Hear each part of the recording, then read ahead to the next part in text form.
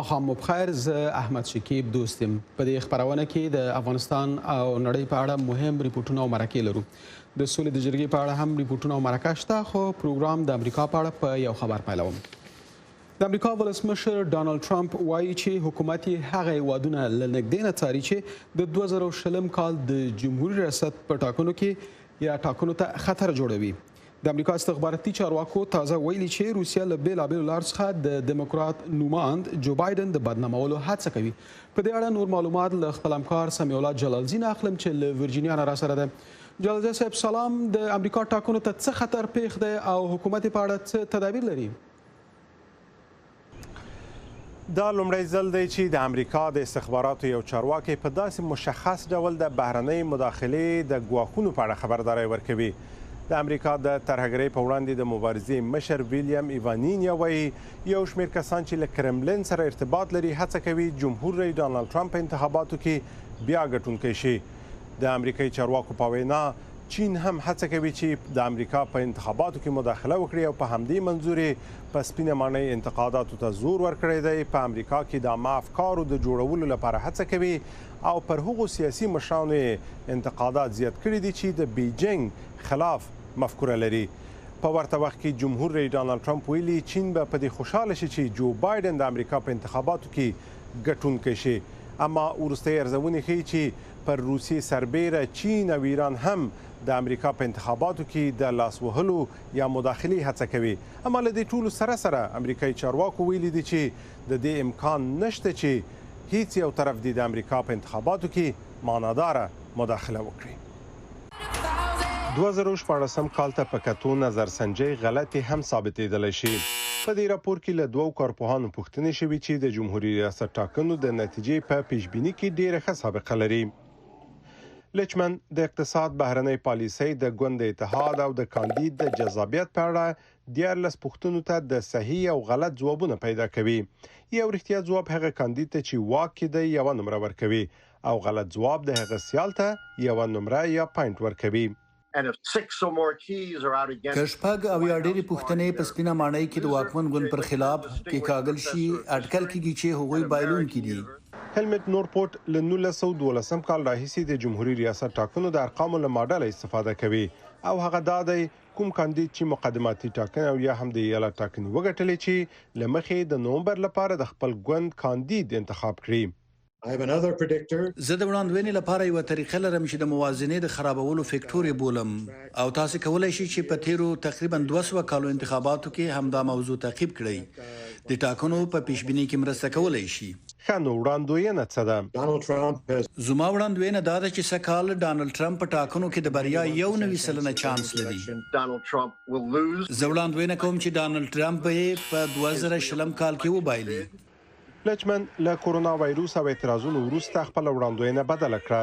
د 2019 کال تر وروستۍ پورې هغه ډانلډ ټرمپ د ټاکنو ګټونکی وښود، خو یوازې په څو میاشتو کې ډانلډ ټرمپ او جمهوریت غوښتونکي ګوند چې یقیني ګټونکي ښکاره کېدل په وړاندې 4 کارول شوې تڼۍ 7 تڼیو ته لوړې شوې. د بایلونکي لپاره د ټاکل شوې تڼیو څخه هم شمیر زیات شو. د نورپورټ په وړاندوینه کې چې یو ثبت شوی خپلواک دی نه ساري ناروغي او نه هم مظاهرې تاثیر کوي. کوم وړاندوینه چې زه کوم له قید او شرط پرته او وروستۍ ده دا په ډبره لیکل شوی نشي بدلیدای. یوازې 9% د دې چانس شته چې غلطه ثابت شي. د پوهنتون دواړه استادان وایي د دوی وړاندوینې وروستۍ دي. دیموکرات لچمن وایي په خپل ماډل کې 2 شیان نشي کنټرول کولای، په ټاکنو کې مداخله او د رای ورکوونکو ځپل. نه لچمن او نه هم نورپورټ د خپلو وړاندوینو لپاره یو هم سرویګانو ته نه ګوري. خو که انتخابات ټرمپ او یا هم بایدن وګټي په یاد ولرئ چې لومړی وړاندوینه د کسانو کړې وه. سمیع الله جلالزی د امریکا غږ، ورجینیا.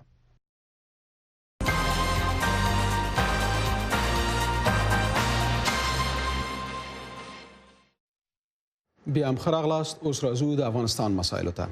د افغانستان د عامې روغتیا وزارت وایي چې د سولې د مشورتي جرګې 18 غړي په کرونا وایروس اخته شوي دي.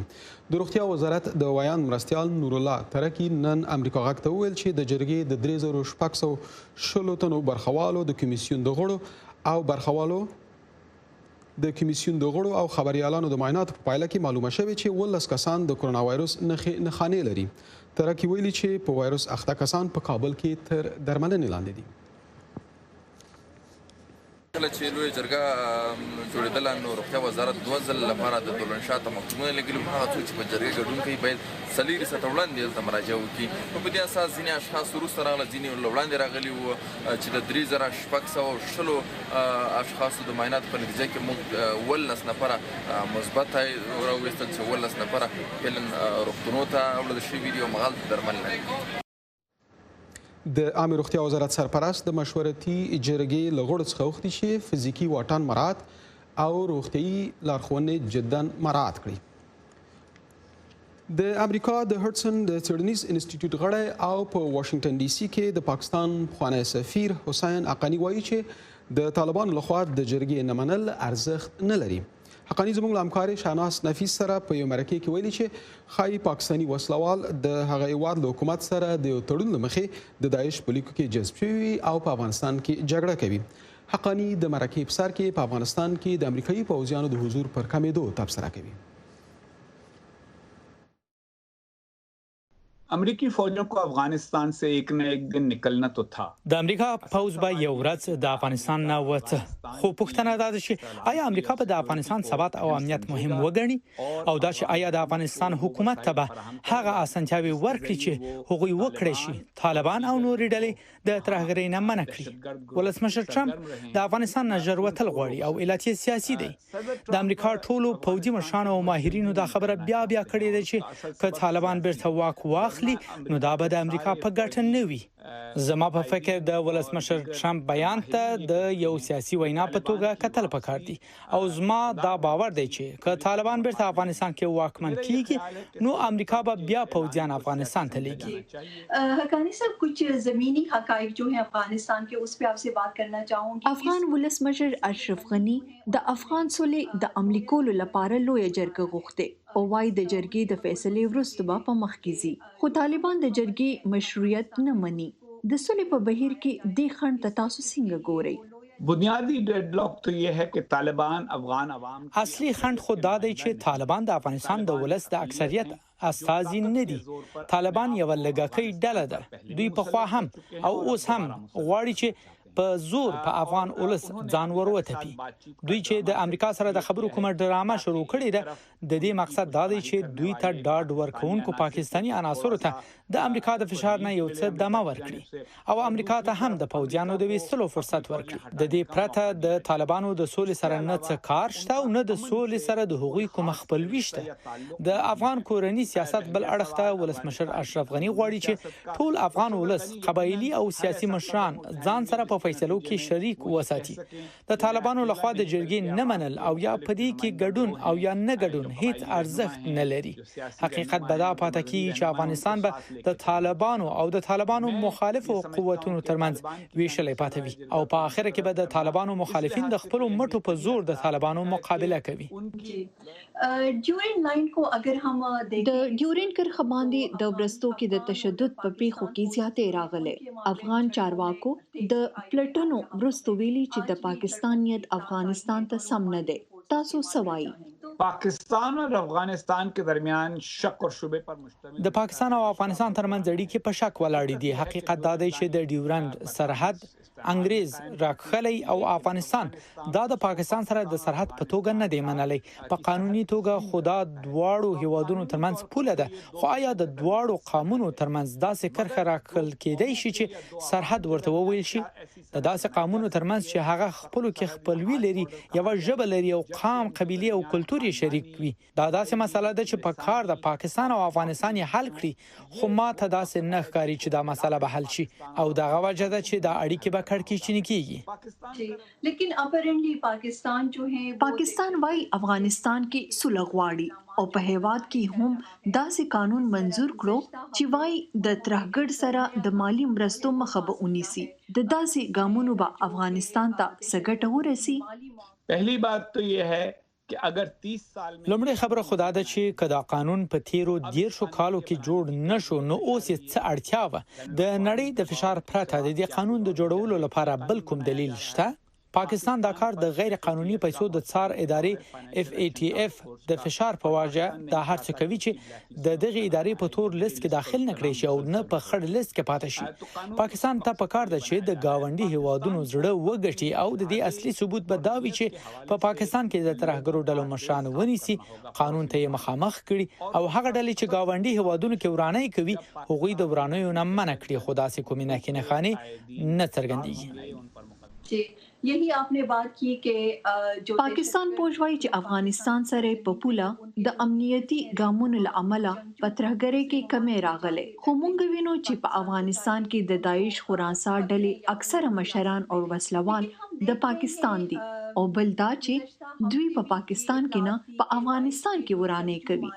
په دې اړه سوای पाकिस्तान की फौज ने दहशतगर्द ग्रोहों के खिलाफ इक़दामात बेशक د پاکستان پوځ د ترهګرو ډلو پر ضد ګامونه اخیستي، خو په ترهګرو ډلو کې تل توپیر کوي. هغه ډلې چې په پاکستان کې ورانې کوي د هغوی خلاف عملیات کړي، خو هغه ډلې چې په افغانستان یا هند کې ورانې کوي نو پاکستان یې دښمن نه ګڼي.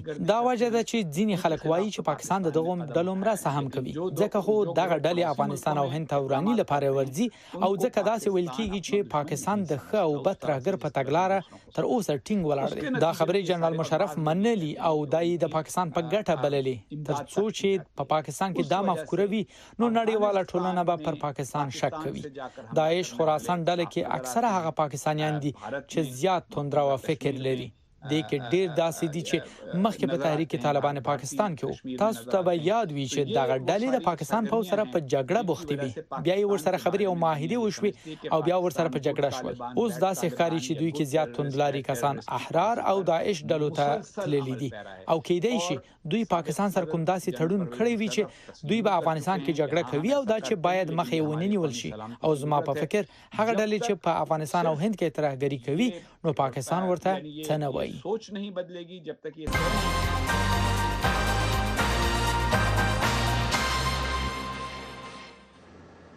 له ملتیا څخه مو ډیره زیاته مننه کوم. د افغانستان د جرګې په اړه خبرونو ته دوام ورکوو.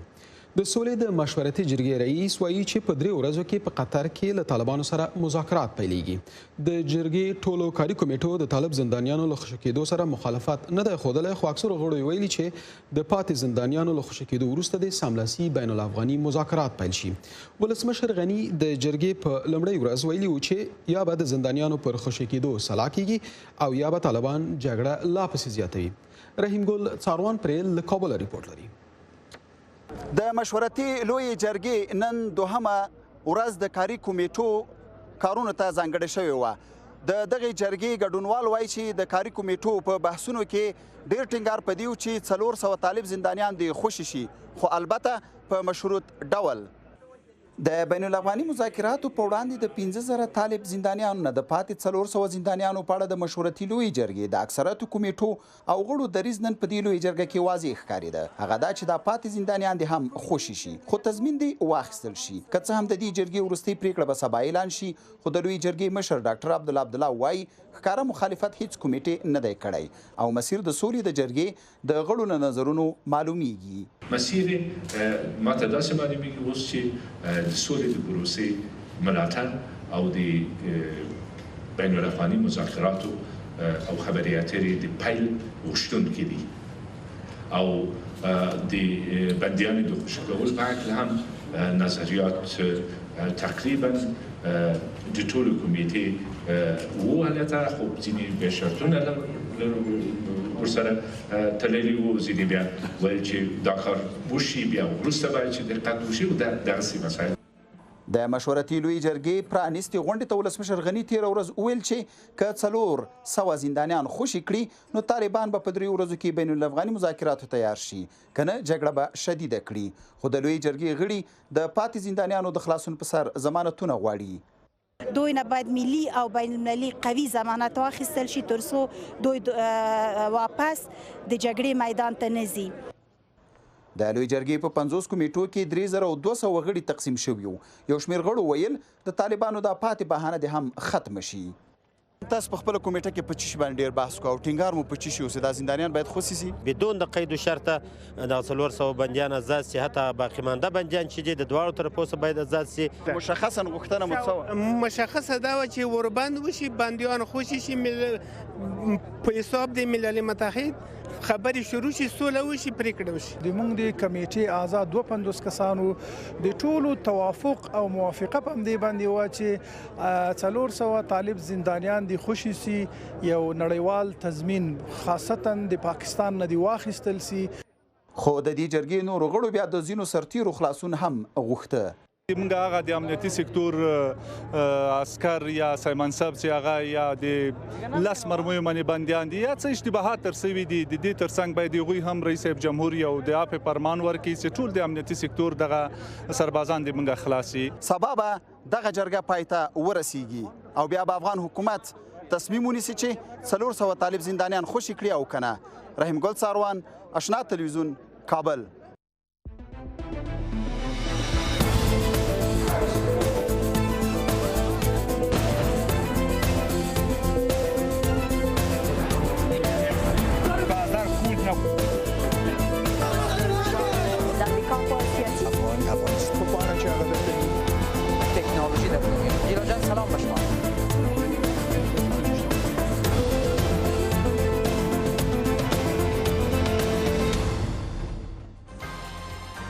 بیا هم ښه راغلاست.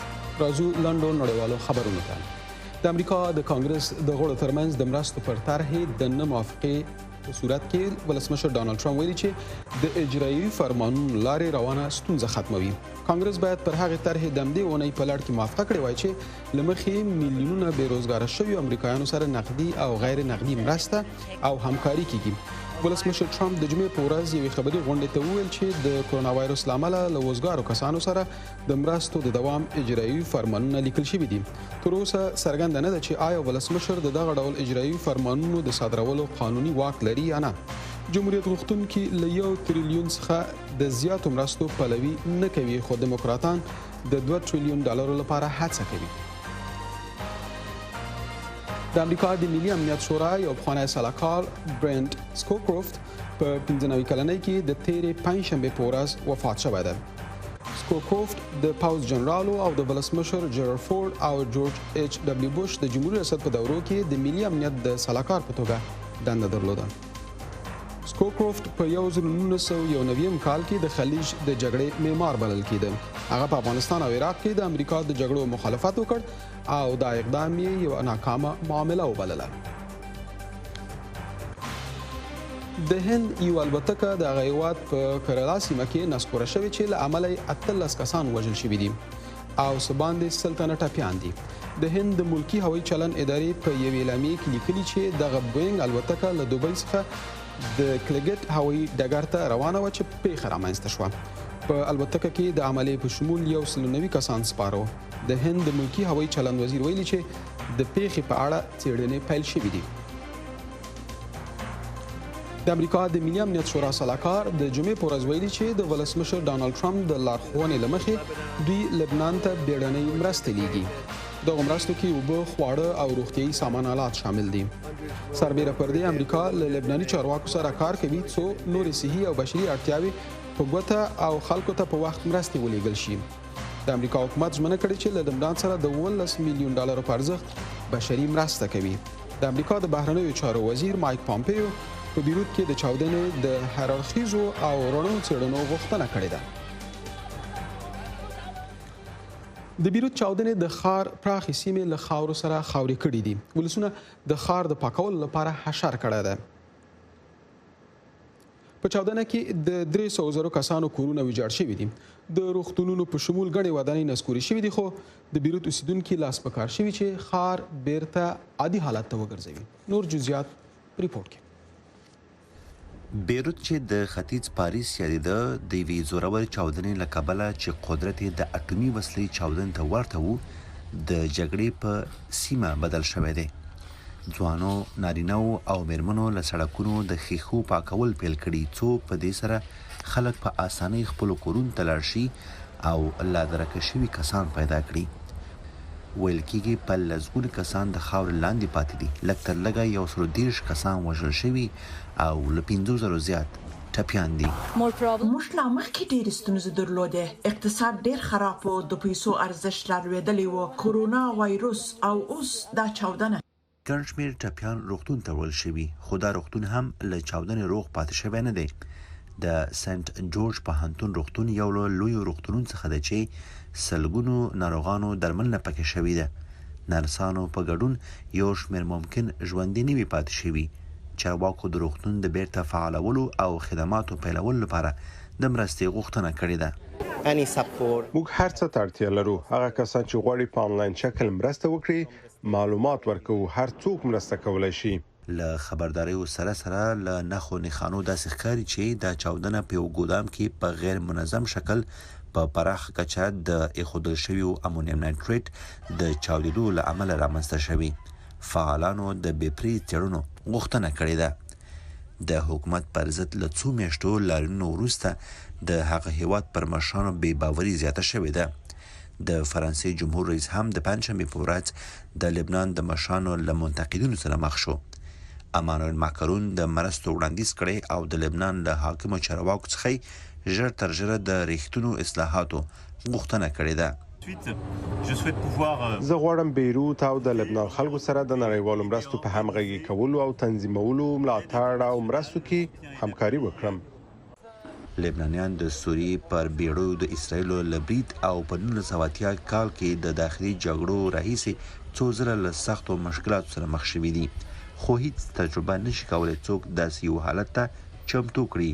د یادخار اوسیدونکي یو ځل بیا د ویجاړیو په لرې کولو بوخت دي. وحید الله فیضي، امریکا غږ، واشنګټن. زمونږ په وړیا دی. ډاونلوډ یې کړئ، پښتو ژبه انتخاب کړئ او د افغانستان او نړۍ تازه خبرونه، په زړه پورې ویډیوګانې، عکسونه او ګڼ نور مطالب په خپل موبایل کې ومومئ. ویو افغان او ویو افغانستان. لمالتیا څخه مو ډیره زیاته مننه کوم. اوس هم ګرځو هند ته. د هند د نوي ډهلي په لاجپت نګر کې ګڼ شمېر افغانان اوسېږي. دلته افغانان دوکانونه او نور کاروبار هم لري. په دې سیمه کې د کرونا وایروس د خپرېدو له امله د ګڼو افغانانو کاروبار زیانمن شوی ده. نور جزئیات په ریپورټ کې. زه همدا اوس په لاجپت نګر کې یم. لاجپت نګر د نوي ډهلي هغه ساحه ده چې زیاتره افغان کډوال پکښې اوسېږي. که څه هم روان کال افغانانو په ډهلي کې لوی اختر ولمانځي، خو د کرونا له کبله پیکه و. و در هندوستان اینجا چون که از تقارب کسی نیست و دوستای افغانایی که دوستای ما هستن می رفتیم دید و بازدید میکردیم یا بر پارک یگان جای می رفتیم بیرون. و چون که حال امسال به خاطر ویروس کرونا همگی در خانه هستیم و در خانه با فامیل یک جای یگان چیز آماده میکنیم که بچه با فامیل یک جای امو عید خود تجربه میکنیم. ما در جای می رفتیم بیرون. امسال نتانستیم از دست کرونا. باز عمه ما و ما در خانه کیک جور کرد، کلچه شیرین و نمکی. باز ما دستای مخینه کردم. کرونا په هند کې اقتصادي حالت سخت وځپي او افغانان یې اړ کړه چې خپل کوچني کاروبارونه وتړي. خو د 4 میاشتو په تېرېدو سره اوس په ډهلي کې ورځنی ژوند عادي حالت ته ستنېږي. د یو حده پورې کرونا ټول خلک متاثره کړي، په ټولو تاثیرات درلودل. نو بیرته تر یو حده پورې خوشبینیانې ورته خلکو سته. نو داسې ویل کېږي چې دلته مریضانو نه بیرته د ریکوري پرسنټیج هم ښه ده. مطلب نو تر یو حده پورې کرونا کنټرول ده، خو مطلب خلکو خوشبینانې تر یو حده پورې ښې دي. په لاجپت نګر کې د ملګرو یوه ډله د اختر په ورځ د ځانګړې سندرې جوړولو لپاره راټوله شوې.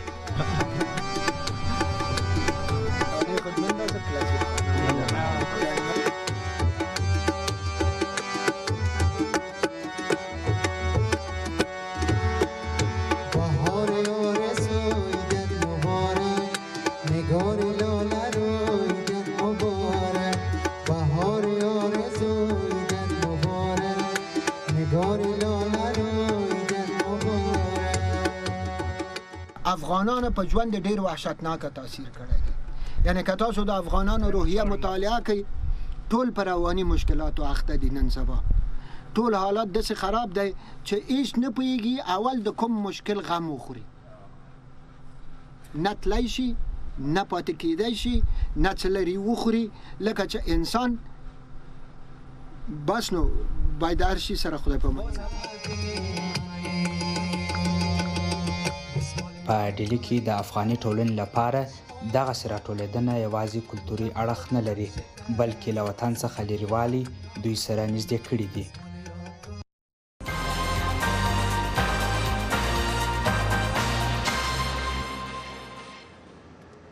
اوس هم د جرګې په اړه یو بل مطلب. امریکا، ناټو او یو شمېر نورو هیوادونو د سولې له مشورتي جرګې نه ملاتړ کړی، خو په افغانستان کې بیا یو شمېر سیاسي ډلو په دغې جرګې کې له برخه اخیستلو نه ډډه کړې ده. د جرګې له یوې غړي سره ناوړه چلند هم په پراخه توګه غندل شوی ده. حکمت سروش پرې ریپورټ لري.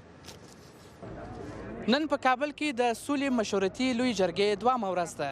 که څه هم د امریکا او ځینو نورو هیوادونو په ګډون په پراخه کچه د دې جرګې ملاتړ شوی، خو په کور دننه ځینو سیاسي ډلو دغه جرګه تحریم کړې او دا یې د وخت ضایع کول بللي. په کابل کې دغه لاریون کوونکي د 400 طالب زندانیانو د خلاصون په اړه د سولې مشورتي جرګې پر وړاندې اعتراض کوي او ترڅنګ د دغه جرګې په لومړۍ ورځ د تنظیمونکو هغه چلند غندي چې د ولسمشر د وینا پر مهال د فراه د خلکو استازې بلقیس روشن تر اعتراض وروسته له جرګې څخه په زور وایستله. دا اعتراض هم زمونږ د دې دولت دغه نمایشي لویې جرګې په وړاندې و چې دا نمایش په لار چې دا هېڅکله زمونږ د اکثریت د خلکو نمایندګي نه کوي. خو د دې جرګې رئیس عبدالله وایي چې په جرګه کې د ټولو نظر ته باید درناوی وسي. ښاغلی عبدالله وایي چې له بلقیس روشن څخه یې بخښنه غوښتې او هڅې روانې دي چې دا ستونزه هواره سي. و بعدتر که ویدیو را دیدیم من شخصا معذرت خواستم چون روشی که شده بود در برابرشان اصلا قابل قبول نبود و به همون نسبت هیئت تدبیر کننده لوی جرګه وظیفه گرفتن که اینا مسئله را بررسی کنن. خو د سولې مشورتي جرګه د بین الافغاني مذاکراتو د پیل په لار کې د یو مهم ګام په توګه په پراخه کچه ستایل شوې. د امریکا د بهرنیو چارو وزیر مایک پمپیو د افغان سولې لپاره د امریکا ځانګړي استازي زلمي خلیلزاد، د ناټو سازمان او یو شمېر نورو هیوادونو د دغې جرګې هرکلی کړی. خو په افغانستان کې دننه د اسلامي جمعیت حزب یوې برخې او اسلامي حزب بیا د دغې جرګې د جوړېدو مخالفت کړی دی. چې د لوی جرګې په نامه د خپلې خوښې خلک راغونډوي تر څو د خپلې خوښې پرېکړې او فیصلې ترې راوباسي. د مخکې په څېر د داسې لویې جرګې جوړول یوازې د وخت ضایع کول او د ملي بودیجې مصرفول دي چې باید افغان ولس تاوان ورکړي. خو د دې جرګې رئیس عبدالله وایي که څه هم د ځینو مهمو سیاسي ډلو مشرانو په دې جرګه کې ګډون نه دی کړی، خو تر ډیره د ټولو سیاسي اړخونو استازو په دې جرګه کې برخه اخیستې. که څوک خبر نه وي د نن د جرګې د کار نه داسې فکر کوي چې دا کیدای شي چې دا فرمایشي مسئله خو د افغانستان خلک سره د افغانستان د ملي مسالې مفهوم دغه مفهوم ورسره شته. دوی پوهېږي ورباندې د افغانستان ضرورتونه ورته معلوم دي. د سولې مشورتي جرګې غړي هم په دې باور دي چې له یو شمېر مخالفتونو سره به جرګه ښه پایلې ولري. کېدای شي یو تعداد خلک یې مخالفت کوي، هغه په دې کوي که زه په د جرګه کې وم نو زه دا جرګه د خیر جرګه ده او که زه پکې نه وم دا د خیر جرګه نه ده. خو موږ بیا دغسې نه وایو، موږ وایو هر هغه شی چې د افغانستان په د جنګ لپاره دغه چل لرې کېږي او جنګ ورکېږي، عداوت ورکېږي او صلح راځي، هغه کار موږ ښه کار بولو. دا د ملت په خیر ده، انشاءالله ښه نیک خبرې ویناوي طرز العملونه پکې جوړ شوي نو د ملت انشاءالله ګټه ده پکې. موږ خوښ یو دې د نن لپاره مو خبرونه همدومره و. تر بیا.